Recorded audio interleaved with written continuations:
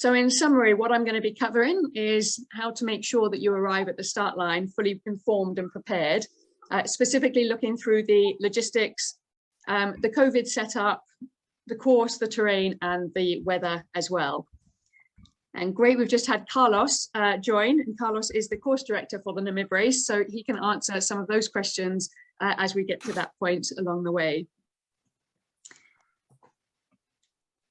So I've spoken about it already. I'm not going to go through the agenda again, but that's what we're looking to cover on this call. If it's not what you were expecting to hear, then feel free to drop off. And let's start very, very quickly, make sure everyone's on the same page. So what is the Namib Race? The Namib Race is a 250-kilometer or 155-mile, 6-stage, 7-day self-supported ultramarathon. And the Namib Race specifically takes place in the oldest desert in the world, which is the Namib Desert in Namibia. It's organized by Racing the Planet, and it's part of the 4 Deserts Ultramarathon series. The format of it is that each of the first 4 stages is approximately 1 marathon. And then we have a double marathon over 2 days on stage 5, which is the long march. And then finally on stage 6, we have a short sprint to the finish line. Everybody starts the race at the same time. On most days, everyone will start the race at the same time, and that's 8 o'clock in the morning. And you will go through a series of checkpoints. Each checkpoint is about 10 kilometers or 6 miles apart. And at those checkpoints, you will find volunteers, a doctor, shade, and very importantly, water, where you can top up on your water as you go through. At the end of each stage, and for stages 1 to 4, that is normally at checkpoint 4, is also at camp. And that's when your individual time will stop and you get to then rest and recover and sleep overnight in a camp that's been pre-set up for you before you start it all again the next day. I realize, I hope what I'm going through now you're all fully aware of, but it's a good opportunity to remind you all, and you can always ask me at the end if there's something that surprises you. The marking of the course is marked the entire way, and you can see here on the presentation with little pink flags or tape. In this desert, it's mainly pink flags, and they're always in line of sight, so you don't need any navigation. Sometimes they are as far as 100 meters apart. Normally they're around 25 meters apart, and occasionally they're much closer if you're going through bushes or it's a little bit harder to see the way. But you're following pink markers the entire way along the course. Camp I've just spoken about briefly, so it is pre-set up for you, and we'll talk about the sleeping arrangements thanks to some changes as a result of COVID a little later on. And at the camps, there is also hot water provided as well as cold drinking water. So you don't have to bring a stove. You can use the hot water to prepare your meals and your hot drinks. The water allocation along the way. So you are required to leave every checkpoint with 1.5 liters of water. So if you arrive with 1.5, you don't have to top up at all, but I would be slightly worried, as would our team at the checkpoint. If you did arrive with 1.5 liters, we would ask you to explain yourself. And most people will arrive with close to empty bottles ready to fill up and leave. When you get to camp, their water allocation for you is 4.5 liters. So basically 3 of the big bottles, equivalent 3 bottles of water. We'll be providing the water. It will be in larger containers. It's in 5-liter containers that will be decanted into your own water bottles.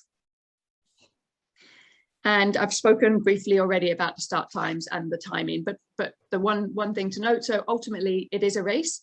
The front guys will be racing. The people at the back not so much so, but you will still have an official time on it. And your overall time will be the cumulative time that you were on the course for each of the stages. So on most stages, when you rest and when you get to camp, the clock stops.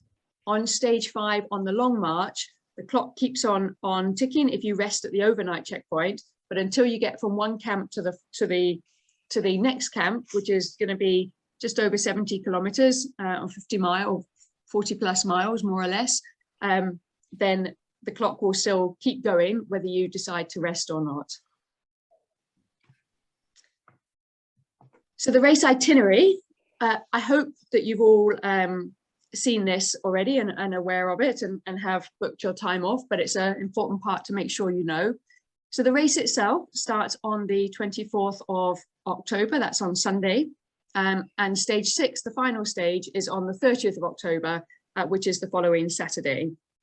We ask that all racers, all competitors arrive on Friday, the 22nd of October at any time, and the meeting place is in Swakopmund.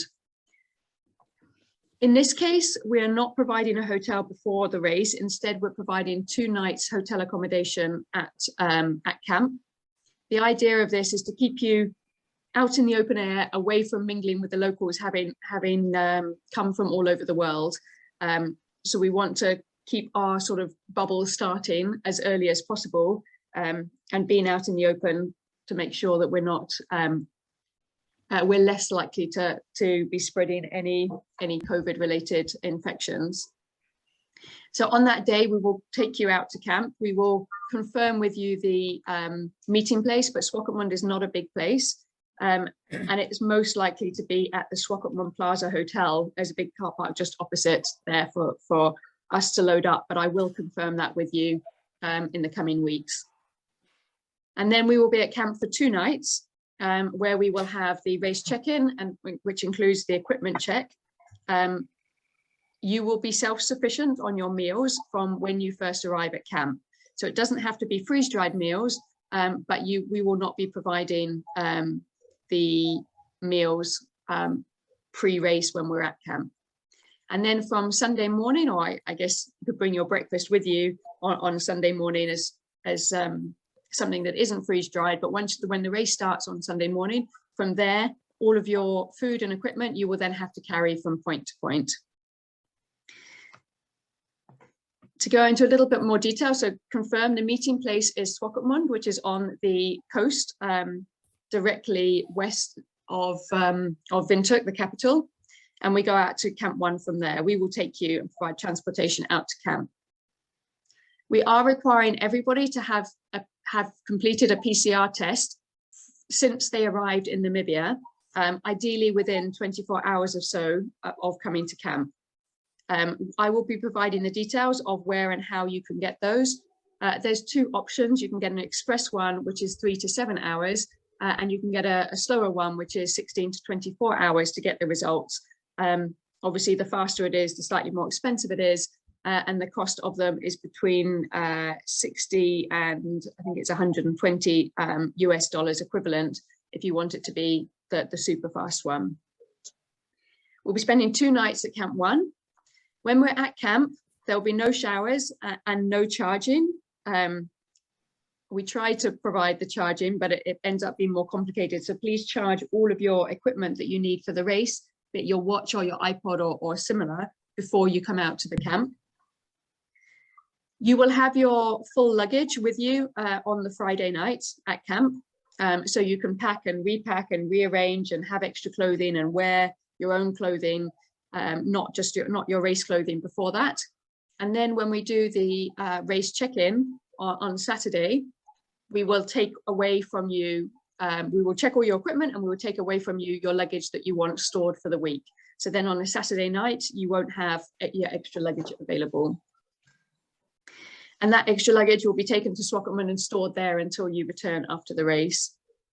Race start time, I mentioned already, is 8 AM each day. And just one note on here, so we will have an awards banquet. The actual format and exactly when it will be will depend on how the COVID restrictions allow us to have it. We will most likely be having it in the open air, and hopefully it'll be after the race finishes. But for those of you who are following our race last month in Georgia, we had it actually on the rest day because the restrictions in the capital city were such that we couldn't have such a gathering. So we'll be on that. Apologies here, that's reminded me that I haven't actually muted all of you. You were excellent on being quiet till that moment. So I've just muted you all, but you can unmute yourself at the end to ask some questions. And then very important here for most people is that we will be able to, we do have a setup to be able to provide PCR testing that will allow you to complete your onward travel after the race with whatever it is that you need to leave. So a lot of people were likely leaving on a Sunday, and so we will probably have the PCR testing done at camp on the rest day and sent off to be processed so that you can get your results back on email on the Saturday itself, to make sure that you can travel on the Sunday. If there's anybody who's traveling earlier, then do let us know and we can make arrangements for that as well. So here I've put logistic forms to be completed. So we haven't sent that to you yet because I knew that a lot of people hadn't actually booked their flights or the like. So I'll be sending that to you next week. If you haven't got all the details yet, so you haven't booked all your flights or your final plannings, then don't fill it in just yet. There'll be a point when we have a deadline on it where we need to make decisions for you. But if you have your flights, we'll ask you to complete it as soon as possible. That just allows us to arrange transfers, PCR tests, and also the sleeping arrangements at camp for you all based on what your travel logistics are.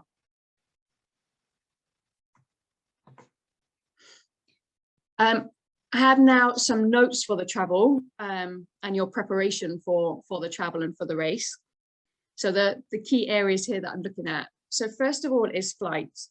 So for those of you who haven't booked already, just to briefly cover off, so there's basically two ways into Namibia. One is into Windhoek, which is the capital city, which is about 300 to 400 kilometers east of Swakopmund, which is the host town. And so it's, and the only way to get from Windhoek to Swakopmund is by road, and it's about a 4-hour road journey. It's quite a straightforward journey. It's a good road. It's just quite a long way. But the flights into Windhoek, there's direct international flights from Frankfurt in Germany, from South Africa, both Cape Town and Johannesburg, and also through Ethiopia, which is actually quite a good transit place for some countries, in particular South America and even the US, for some cities there.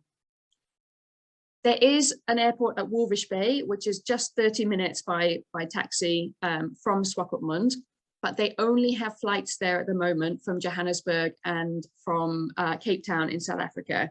And at the moment, they only have one flight a day. And they're good flights, and there's no problem with them, but they're not domestic, but they're effectively domestic. It's a 2.5 hour flight, a little bit under, but it's not always reliable. Like, they have been cancelled or delayed before. So whilst it's more convenient to fly into Walvis Bay, you don't want to be stuck in South Africa. So if you're arriving a couple of days early, then that might be a good option. But if you are just planning to arrive on the Friday itself, maybe look at whether that is a good option, considering there could be delays on that. And there is a way that you can, normally the airlines allow you to swap to fly to Windhoek instead of Walvis Bay if they were to cancel or delay, but then you've got a lot more added to your trip that you weren't expecting. So it's a decision that you need to make, whether you want the one which would be most convenient if everything works out, or the one that is less likely to have any changes to it. One little thing to add to that is that I have been informed, but I'll believe it when I see it, that they are expecting to have more flights from South Africa, I think mainly from Cape Town rather than from Johannesburg, into Walvis Bay after the 1st of October. So again, if you haven't booked your flights and that's the route you want to go, it might be worth just waiting to then to see if that's true, if you're worried about the reliability and you're arriving just the day before. Insurance. So just an extra note on this. So we always require you to have medical insurance that covers for any medical expenses or evacuation required. If you are doing a 250-kilometer ultra, just read the small print of your insurances. But in addition to that, see whether your insurance or whether it's worth taking an extra insurance for anything COVID related. Just at the moment, insurances are often saying that they're not covering for any medical expenses if it's because of COVID. Now, hopefully that won't be an issue and that won't matter, but it's something to consider when you're getting your insurance, is whether your insurance covers that and whether you want to have that. And finally, general travel insurance that we don't require the COVID insurance either, but they're just things to consider. And that's general travel insurance is normally things like lost luggage or delayed flights or loss of items when you're on holiday, that kind of thing. And if you want that, just make sure that your insurance policy covers it. We have quite a good recommendation of an insurance company that's quite good value, that covers for the insurance coverage we require for the race, but it doesn't cover COVID or general travel insurance, which is kind of mainly why I put those in there. If you are interested in knowing what that is, then ask me at the end of this, or email me and I will send you the links. Next up is visas. So for most people, it's not an issue. Most nationalities don't need a visa to get into Namibia. Some Asian, some South American, and some actually Eastern European countries are exceptions to that, but a lot of them now can get visas on arrival, where it does mean you have to pay for a visa, but you don't have to get it in advance. So do check, so especially if you're from Korea, we've got a couple of South Americans or South American passport holders, or Eastern Europe, so Poland, Romania, Bulgaria, similar countries, to check those details, and also check with me if you'd like, and I will try and verify them, but please check yourself also. But for most countries, the UK, the US, I think Russia's the same, Brazil, Japan, many of the countries do not need a visa, which makes it easy. The entry to Namibia in terms of COVID requirements. So it's pretty important these days with the travel rules to make sure that you're clear on them. Namibia, all they need, regardless of whether you've been vaccinated or not, is they need proof of a negative PCR test from your home country or from where you've traveled from, taken within 72 hours of arriving in Namibia. And so you need to have proof of that. And I do recommend, especially if you're transiting through some countries, to bring with you 2 or 3 copies, because they have a tendency along the way, people who've done quite a lot of traveling recently, to want to keep the copy of your PCR test. And if you're transiting somewhere and then arriving in Namibia and you've had to give it at your transit location, that's not ideal. So just a little tip there. And then finally, the transfers to Swakopmund. So for those people who are arriving into Walvis Bay, it's very easy, and you can book a private transfer. And I will be sending these details out to everyone. And that one's straightforward. You just need to book it. I would say a couple of weeks before is more than enough. But you will want to book it because it's a small airport that doesn't have taxis waiting outside. For those people who are flying into Windhoek, so the only way is to come by road, and there's 3 different options. One is there's a private transfer, which is very easy. You can literally arrange it a couple of days before. I will give you the contacts. I'll be sending that out. It's actually also in the essential race information. But it's quite expensive. I think it's $350 one way with this standard company that we use. There may be other options, but regardless, it's not cheap. There's a public group transfer that we don't recommend, but it's possible. I think that's about $25 and goes at 2 or 3 times each day.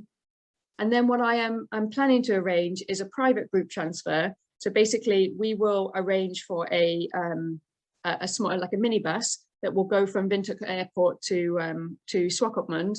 And if you guys want to book onto it, you can. I'll be looking at your logistics forms to see what times or what days people are coming in and see which days we arrange it for. And then you can book and pay for depending on how many people join that transfer. I think the minibuses are 13 people maximum. And so you'd split the cost between you. And if it was a fullish bus, then it would be about $25–30 per person. And then it would go up from there. So I will send you those details, but just wanted to make you aware of what the options are on this call. I'm going to open up briefly now. I know I said questions at the end, but just because this whole travel part of it and the logistics of travel there's a lot of questions, or there have been quite a lot of questions, or people not being so sure about it. So if there's anybody who wants to ask a question now or clarify on any of this, then you can ask me now if you want. Okay, I'm going to take that as people are holding their questions to the end, or you're all sorted. I am now going to move on to some of the COVID rules.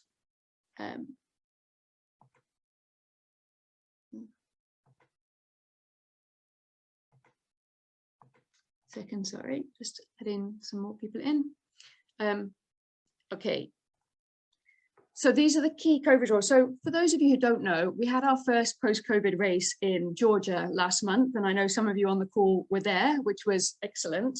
I hope you agree that it was thoroughly enjoyable. Everyone enjoyed getting out at last after for many people not traveling or racing for so long.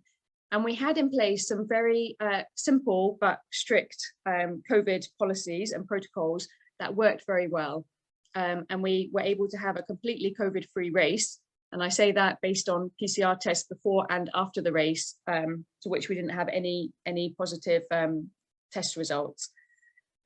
So we're going to apply the same in Namibia, and we're hoping for the same result again. So there's not many rules or changes, but the ones that we have are very important, and we're going to be very, very strict on. So the first thing is that we will require everybody to have a pre-race PCR test after arriving in Namibia.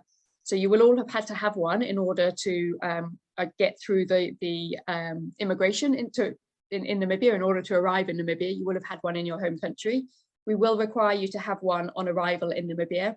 And just to clarify again, I will send out details of how and where and when you can get those in a separate email, but we can provide the information to make that a simple process. There is no pre-race hotel. We're spending 2 nights at Camp 1 instead. And repeating myself here, but to clarify, you'll have all your bags available at Camp 1 for the first night, like you would in a hotel. And then on the Saturday, we will take them off you. So the second night, you will just be with your race gear. And we will be taking people from Swakopmund to Camp 1 on Friday afternoon. There'll be more than one shuttle that goes. I know some of you are arriving later on Friday evening, and that's fine. We will have a shuttle that takes people out there until later on Friday. The pre-race meals, so to clarify, it's very important that you will need to bring meals for Friday and Saturday when you're at Camp 1, and then for the race starting from Sunday. But in addition to your race food that you, I hope you know about, you will also need to bring, for most people, it'll be Friday evening, and then 3 meals on Saturday, and then obviously the breakfast on Sunday that you would have bought already. You can bring freeze-dried meals, but you can also bring fresh food. It's quite easy and available in Windhoek, Swakopmund and Walvis Bay to get food from supermarkets or similar. So you could bring fresh food with you to the camps. You'll have the same availability of hot water, and there will be fires there, but you won't have it, there won't be any other extra cooking facilities.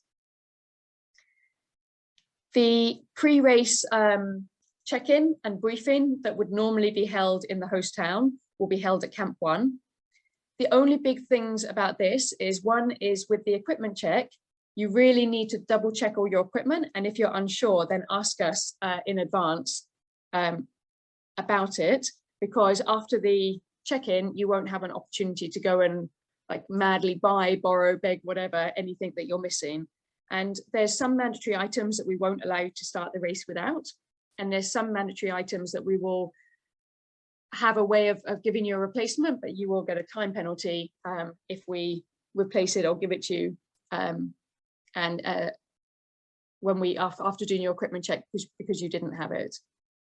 And then the big change on the pre-race briefing, which is part of the reason for having this call now, but is also that there'll be things that you'll hear about. Nothing would be new, but things that you'll hear about that might change certain things that you're doing with your gear or your equipment, or things that you might have liked to know before you get to Camp 1.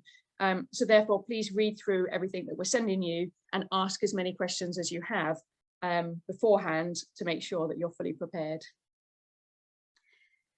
The next one on here is face masks.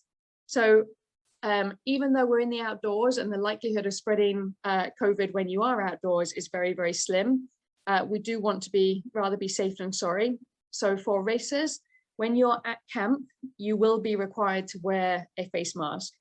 Not necessarily when you're in your tent with just the people that you're with, although some people may choose to do that.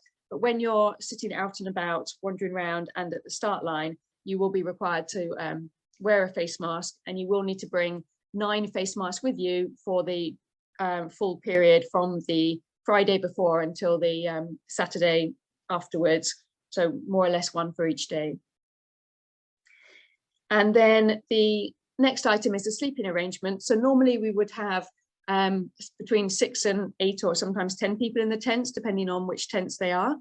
For this race, we have slightly bigger tents, and they're not closed in tents, so the flooring is not attached to it. So they can be quite well ventilated, but we are having 3 or maximum 4 people per tent. There is also the option for you to bring your own tent. So if you want to have a single person tent and be on your own and not be sharing, so you're not in close contact with others when you're sleeping, you can bring your own tent. On the logistics form, that's a question that we'll ask you so that we know that we're prepared for it. We will carry that tent for you from camp to camp. We will try to help to set it up, but we're not guaranteeing that we will, because the camp team are not all used to setting up everybody's individual tents. And we don't want to risk breaking it, but we will certainly support and help you to do that if it's easy. The other option is you can sleep in the open air. We'll have some checkpoint tents, and I'll show you a photo of that in a moment, set up. They don't have any walls, they do have a roof, but basically you're sleeping in the open air.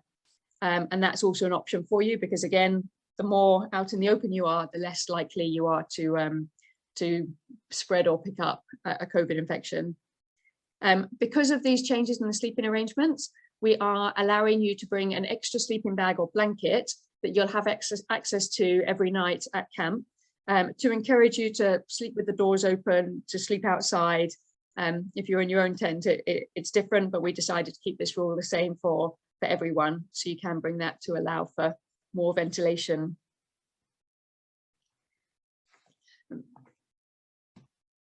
So quick here, so on the left side you can see what the tents look like, and each of those will have 3 to 4 people in, for those who want to share. And then on the right side, that's an example of a checkpoint tent. So it's completely open. So it has a roof which doesn't do anything other than if it rains, and I really hope it won't rain in Namibia. It's very unlikely to, but of course it can.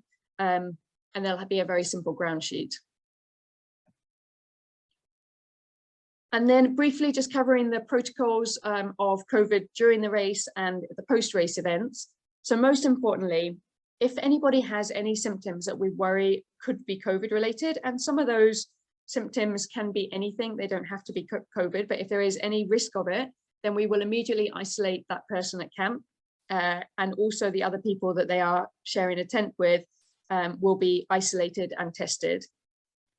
We have the ability to do testing at camp, but we can't do it any faster than we could any other way, and we need to send it back. So it'll be a while till we get the results back, but we will have the rapid tests as an indication before that. It's possible that races will be allowed to continue before we get the result if the symptoms are very mild, but you will have to be isolated. You'll have to start slightly separately to everyone else. You're sleeping separately, and we just ask you not to get close to people. Or alternatively, if for this reason we've asked you to stop and we're not comfortable with you starting the stage, but then the result comes back negative and you feel better, then we may allow you to race again, which we wouldn't normally. If someone withdraws from a stage, we normally do not allow them to join a further stage, but in this case we may. But in summary on that, we will be very strict on anybody with symptoms or concerns, and there's always a chance that our management team withdraw you from the race and don't allow you to continue, for your safety and for the safety and spreading infection among others. The next point, people are always very concerned, it's very important, so a PCR test for getting home. So most countries require you to have a negative PCR test within 72 hours or so of arriving in their country, the same as Namibia requires on arrival. We will, I mentioned already, but we will provide this, and when we get your logistics forms back, we'll look at whether you need the 24-hour one or the 3 to 7 hour response time one, and the price here, you can see here, is slightly different, but we will certainly help to arrange it. And for those people who are staying on a few days or a little bit longer, who have a bit more time, we will help you to know how you can get those PCR tests or where to go to when it's your time to get them. And very briefly, post-race events. So the finish line is in Swakopmund itself on the outskirts. We will be providing a post-race hotel room as per normal. as we normally would before, but this time we won't be, only afterwards, but you'll be sharing with one other person, and it was at the Swakopmund Plaza in the centre of Swakopmund. And there will be some award celebration of some sort, but we'll confirm exactly what that is when we get close to the race and we see what we're allowed to do. Now moving on to the more fun part, which I'm not going to go through in a huge amount of detail, but I definitely wanted to show it. So the course from Namib. All of this information is on the website, so you can look there as well, but I'm summarizing it here. And we do have Carlos on the call. So Carlos, you can unmute yourself and you can add in anything I'm missing, but like I said, I'm not going to go through too much detail. So here you can roughly see on the left the map, and on the right we've got here the distances. Now these distances are not 100% accurate, but they give you a good indication. We are working out exactly how they're going to be, but it's going to be probably slightly shorter on the first couple of days and a little bit more than 40 on the next couple of days. And then the long march may well be closer to 70 kilometers rather than 80. We will confirm with you before the race starts, but the final distances will be in your course notes that you'll be given at Camp 1. The elevation, is always fun to see an elevation chart. And if you didn't look at the scale, this would look quite scary. But just look at the left side scale and you see that nothing goes above 600 or 700 meters of elevation gain, of altitude. So whilst there's some bits of up and down, elevation doesn't play too much of a part in this race, but the terrain, the sandy terrain really does. So just as a summary, so the biggest uphill that you're going to have is at the end of stage 4, and then you have a short, sharp peak on stage 5. And I commented later, you should listen to a YouTube recording we did from a previous chat over a year ago now, where Carlos explains what this blip here is, where it's short and sharp up and down. But overall, the total elevation gain over the whole course is 2,200 meters, 7,220 feet, and similar elevation loss. I said the whole course is not that high. So your terrain. Sand is the name of the game in the Namib Race. If you haven't thought about it already, bring gaiters. I can't stress it strongly enough. Quick summary of the stages. Stage 1, got salt pans, salt flats, hopefully a little bit of beach, and then a very, very sandy riverbed. This is debatably the most difficult stage, which is unusual for us to do this. And it's not because of elevation, it's because you have heavy backpacks and you're going in soft sand for quite a significant amount of the stage, probably more than, or a little less than half of it. Stage 2, you're going into the sand dunes. So that's going to be the major section of the sand dunes, but in between that, you'll be in the valleys on some desert tracks. Stage 3, you have some dunes, you have an old road, and you go into the Moon Valley, which has been named by some as looking like paradise. We'll see what you think of it. Stage 4, you're primarily in a riverbed, a dry riverbed. I'm not going to say there isn't going to be any water, because whenever I say that on a course briefing, there immediately is a downpour of rain or something, and there is a river crossing, but it should be a dry riverbed. It's rocky, sandy. And because there is signs of water there, they quite often see a lot of animals in here. So springbok and oryx and non-dangerous animals, but really interesting ones. Stage 5 is a dusty, rocky old road going through some old mining areas. It's fascinating through stage 5, but a little easier on the terrain, other than that one little blip that you saw on the elevation chart. And then stage 6 is a simple run into Swakopmund. I put down here at the bottom, and I'll send the link out in the notes following this call, but it's worth watching. We've got a fireside talk with Carlos Garcia, who is the course director for the Namib Race, and you get some good tips and some good information about the course itself from that call. Some brief notes, and all these photos are from the Namib desert. Some of them, the one on the right, is actually from a different course, but there's some terrain and scenery quite similar to that on this course. And the left is actually one of the camps, I believe. But some key notes from the course director in terms of the terrain. Soft sand is probably about 35% of the whole course. Riverbeds, which are mainly sand, but a mix of soft and hard packed and some rocky sand, is about 40%. And then hard packed or rocky tracks, trails, and similar is about 25%. Moving on to the weather. So in October, it's spring in Namibia. So everything is, not that it gets that cold there anyway, but everything's warming up and so everything's waking up. The rains can start in November. They would normally start a little later, and the main rainy season is actually at the beginning of the year, so sort of January, February, a bit of December, but they can come early, and it can be windy at this time of year in the area we're going to be. Temperatures generally, you're looking at about 30 Celsius during the day. It could be hotter when we go even further inland, but it shouldn't get above 40. It shouldn't even get to 40, but of course it could. And then at night, it's relatively pleasant, sort of 5 to 10 degrees Celsius. It could go down to 0, or it could feel colder, especially when we're closer to the coast, when you get the mist coming in off the Atlantic Ocean. But when it's sunny, the UV light is very, very strong, and there isn't that much shade in this desert. So if anything, overpack on your sunscreen and your sun protection gear. Briefly, just it's interesting for you to know, so sunrise this time of year is 6:30 in the morning and sunset is around 7 p.m. Now, we're a long way off to have any kind of reasonable forecast, but I just thought this was quite interesting for you to see, and hopefully you can read it on there. So the week before the race, there's actually a 20% chance of rain, 10 to 20% chance of rain on some of the days. It's not heavy rain, it's not much rain, but it's a reasonable chance of rain.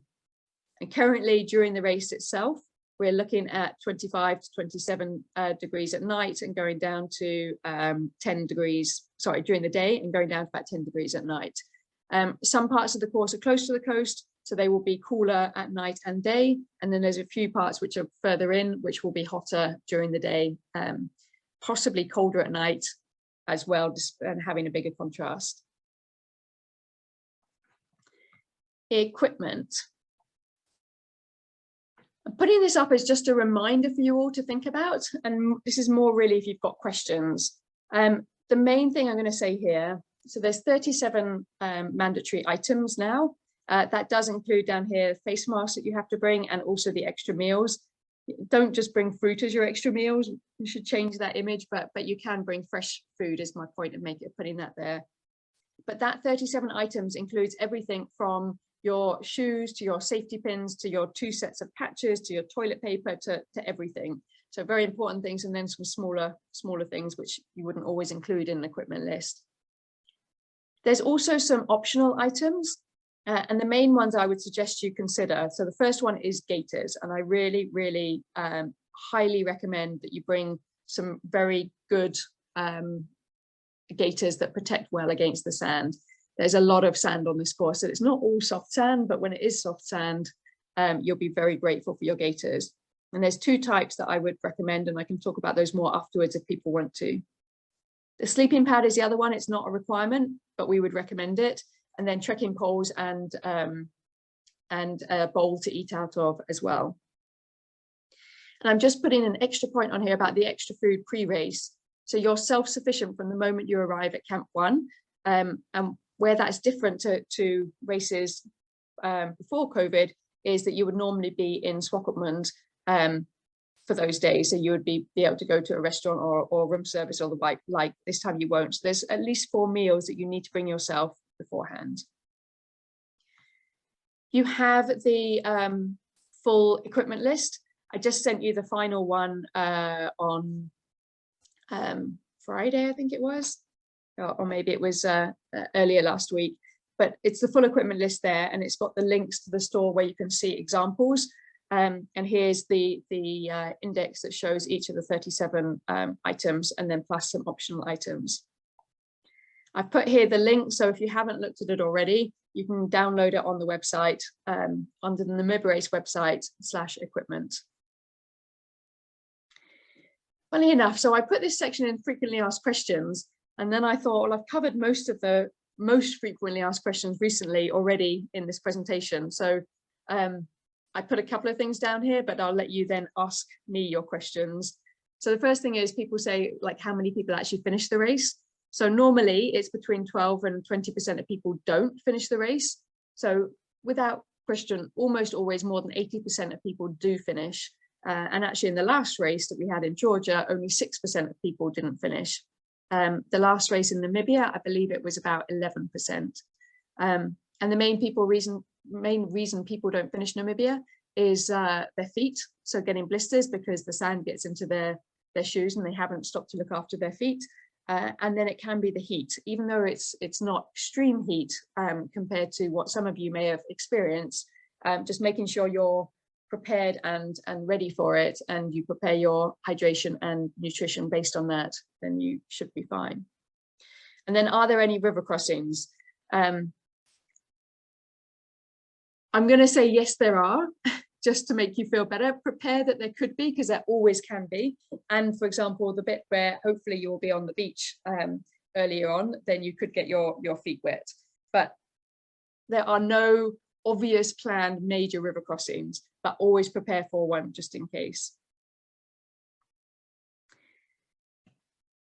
And whilst I've rushed through that quite fast, it's still taken me 45 minutes to do it, but I'm going to come on now to open it up to you guys to ask your specific questions. I can see there's some things going on in the chat here as well that you can share with me if you want. So yeah, if you've got any questions, please unmute yourself and ask away. Hi, Sam, Kobus here. Just quickly want to find out the flags and the patches. Do we need on both sleeves, or is it just on one sleeve? On both sleeves. So on all the tops that we're going to see, you need to have a Racing the Planet patch. Funnily enough, I actually have that one on, but I don't have the nationality flag underneath, on both sides of all tops that you bring with you that are going to be seen either at camp or on the course. Okay, and then the Race the Planet patches, we get that from you, or we'll be able to get it at registration and then just sew it on at camp? So they've been sent out to most people, and hopefully most of you have received them. If you haven't, you'll be getting them in the next few days.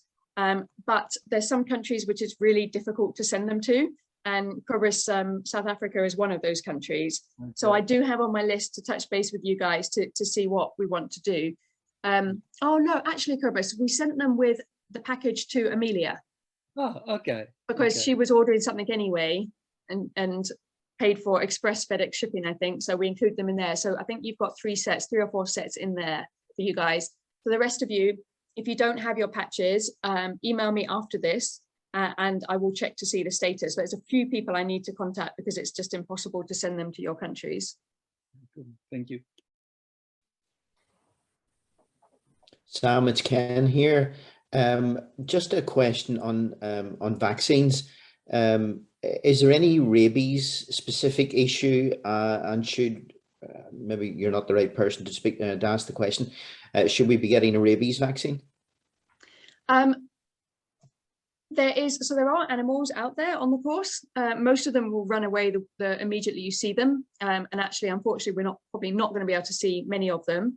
There aren't, because we're out in the middle of the desert, we're not going through any civilized areas. There aren't sort of dogs or the like, but it's more, you're looking primarily at, I said, springbok, oryx, maybe hyenas if you're lucky, but again, they run away, ostrich if we're very lucky, but they don't notoriously carry rabies and aren't a big threat.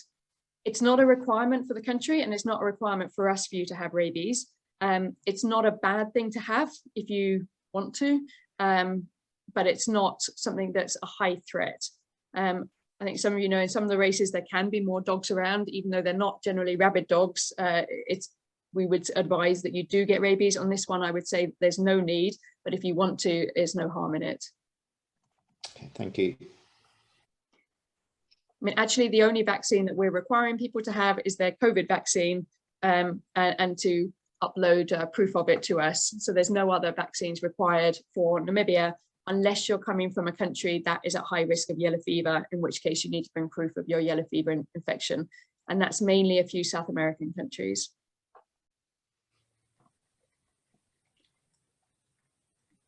Any other questions? Maybe just, sorry, Sam, Kobus again, maybe just on the last day for the finish, let's say we've got friends or family that wants to be there. Would that be easy, easy to find for them? It will, if you've got friends and family that want to come to the finish line, then email me and I will let you know the exact location. And actually you can give them our email address as well. We'll have colleagues not on site who'll be able to send them the exact details on the day. But yeah, it's just on the outside of Swakopmund, so it's actually quite easy. But they will need to know where in Swakopmund, because whilst it's a small place, it's not so small that you would find it just wandering around. Sam, Atul here. Go Atul. Hey, quick question. So we are going to have extra blanket, right? Blanket or a bag, sleeping bag, right? So Correct. That you will be carrying every morning, while we are running, or we have to carry that one? No, we will carry that for you. So Cool. you don't have to bring it. And in Namibia, it's not that cold at night, but we've sort of introduced it as a general thing because we want people to have more ventilation or think about sleeping outside just to be sort of more separate. So we've agreed that we'll carry that for you. You must still have your normal sleeping bag that you're carrying rated down to 0 Celsius. But we will carry an additional blanket or sleeping bag. And we just ask you to put it into a waterproof bag just so that we're not responsible in case something spills on it or it gets, or if it did rain. But we will carry that for you. So you will carry that waterproof bag along with you all the time? Correct. Okay. Yeah. And also, sorry, one last thing. And also anybody who decides to bring a single tent, we will carry that for you as well. And so basically we need to have 4 meals Friday evening, right? Correct. So we are going to the camp 1 on Friday evening, not in the afternoon, right? It'll be afternoon for most. Some people are arriving late, so some will go later. But for most, I'm looking at about a 2 p.m. Departure for most people from Swakopmund to camp. Okay, and where we are meeting, that you will let us know later, right? I will let you know the exact location. I said Swakopmund is quite small, so wherever you're staying, it will be easy to get there, or wherever you're arriving from. So if you are arriving early and you are looking for places to stay, the Swakopmund Plaza is where we're going to be based out of, and that's where most likely the meeting point will be. And if it's the same thing, if you're arriving from an airport, that's probably where you want to get to. But I will absolutely confirm that with you well before the race. Great.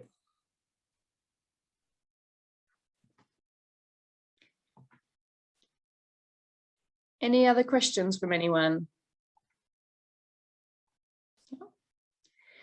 So in that case, I'm going to ask Carlos, seeing as he's on the call, we're lucky enough to have him on the call, just to take 5 minutes to share anything more about the course that he thinks that you want to, thinks that you might want to know. Well, Make it easy, Carlos. I think you will love the course. I actually designed it with my heart in it because I love Namibia and I've been there so many times, and I wanted to share with you like some of my favorite places. This course is like amazing because we are starting in the ocean, next to the ocean, so you will see the ocean and you can hopefully you can run on the ocean directly. Well, not on the ocean, but on the beach. And we might have even some animals there, some seals and some animals. And then we will change completely the landscape, and we are heading to the desert. And this is an area that is where the San people are living. The San are the Bushmen, okay? And the Bushmen are normally, they change the location quite often, so we might see some families living along the course. Then we will have like all the big sand dunes as well that are between Swakopmund and Walvis Bay. And then we will be running quite a lot of time in the Moon Valley. The Moon Valley is like absolutely, it's an astonishing place. I mean, like the first time I went there, I just was mouth open. I was like, what is this place? I mean, it's amazing. And I found like some tracks, very, very interesting tracks that we are going to be using. And I'm sure you will love them. And then we will go back again to the sea, and the finish line is next to the sea. So I think this is a very high rate course. As Mary always asks me, how do I rate the courses? And I think this is like a 9 or a 10. I mean, it's like an amazing course. So I want to know your rate after the course, after you run it. That's brilliant. Thank you, Carlos. That's much more exciting than my logistics information. That makes me get excited again about getting back out there and getting to Namibia. Well, you have to give both. You have to have the logistics information, and then my more like information from the heart. And I saw some good comments in the chat as well about the cutoff times and some other things. So if you haven't looked at that yet, do have a look in there. I'm not going to repeat it now. Before I close off or give the last opportunity for questions, I just really want to say that we are so excited to be back out racing. So we had our first post-COVID race last month, and we got our next one still next month in October. And they're very different races. They're a lot smaller than our races would normally be, because there's lots of people that still can't travel or are still a little nervous about traveling. But we are still just as excited. The races are still almost more special when there's a smaller group of there, and we just so grateful that people who want to get out there racing are coming out still to race. And we know that it's been really difficult for a lot of you to prepare with all of the changes of dates and like changes in travel situation, everything. But it's going to be fabulous to see you all in the desert. And I can't think of a better place to be right now than in the middle of the Namib desert once we've got there, to be away from COVID. So on that note, unless anybody has any other questions to the whole group, I am going to close off this. There will be a recording of this if you want to listen to any of it again. And obviously I will keep on sending updates to those people doing the race this year. And I can see some people on the call who are doing the race next year where some of the details may have changed, but hopefully the course will be, most likely the course will be similar, and you'll be able to follow this year's race. And then you're in the fortunate situation where it'll only be 6 months till your race, so you really will have that interest to follow the photos, the blogs, the people's comments, what they're wearing, what they're doing, etc. Along the way. So on that note, so if you've got more questions, ask them, but otherwise just want to say really nice to see you all, and so excited to see you in person. One last question. Namibia.